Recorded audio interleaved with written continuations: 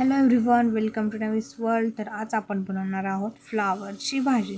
तर त्यासाठी मी ते सर्वप्रथम फ्लावर नीट चिरून घेतलेला आहे आणि आता मी हा फ्लावर धुवूनही घेणार आहे. त्यासाठी आता मी ते फ्लावरमध्ये पाणी ओतत आहे.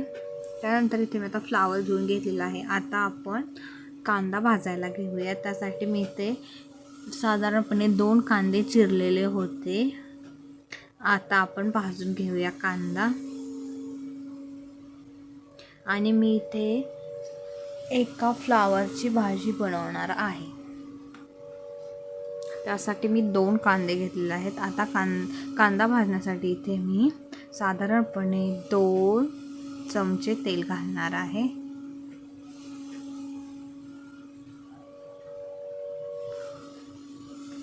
दोन आणि त्याच्यावर थोडंसं मी घातलेलं आहे.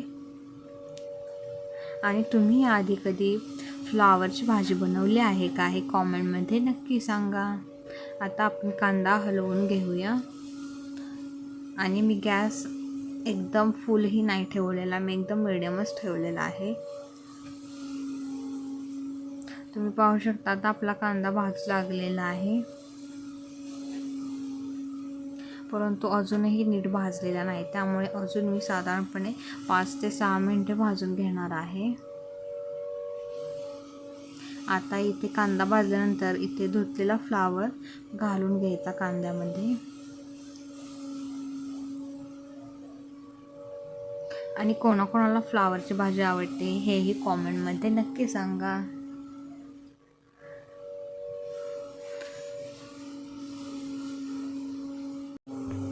आणि नेक्स्ट रेसिपी तुम्हाला कोणती पाहिजे हेही कॉमेंटमध्ये सांगा. आता इथे आपण फ्लावर हलवून घेऊया.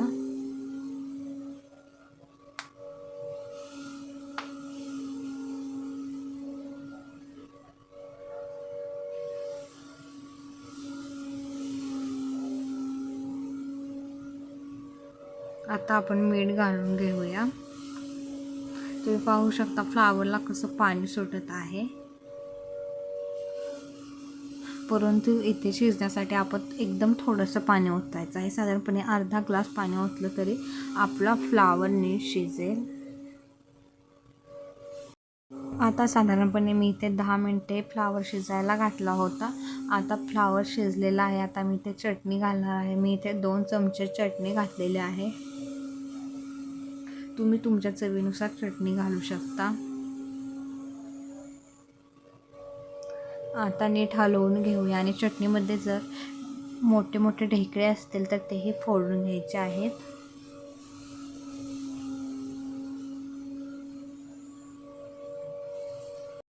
आणि तुम्ही जर आपल्या चॅनलवर नवीन असाल तर आपल्या चॅनलला लाईक, शेअर आणि सबस्क्राईब नक्की करा. आणि अशाच छान छान रेसिपी पाहण्यासाठी आपल्या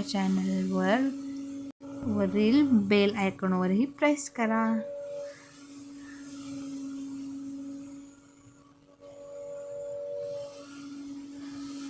आपला फ्लावर शिजलेला आहे तरीही आपण इथे हलवून घ्यायचं आहे.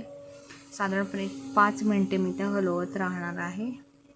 आणि त्यानंतर शेंगदाण्याचा कूटही तुम्ही घालू शकता, किंवा काही जणांना शेंगदाण्याचा कूट घातलेली भाजी अजिबात आवडत नाही तर ते असेही खाऊ शकतात.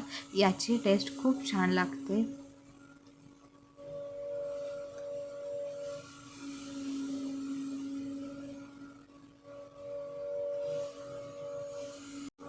आणि तुम्हाला जर ही रेसिपी आवडली असेल तर कॉमेंटमध्ये नक्की सांगा.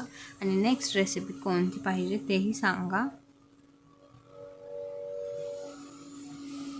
आता इथे आपण शेंगदाण्याचा कूट करून घेतलेला आहे तो घालून घेऊया.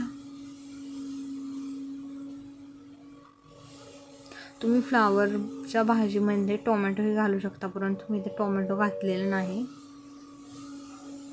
मी फक्त कांदा आणि फ्लावर याचीच भाजी बनवली आहे. टोमॅटो अजिबात घातलेला नाही. तुम्हाला जर हा व्हिडिओ आवडला असेल तर आपल्या चॅनलला लाईक, शेअर आणि सबस्क्राईब नक्की करा.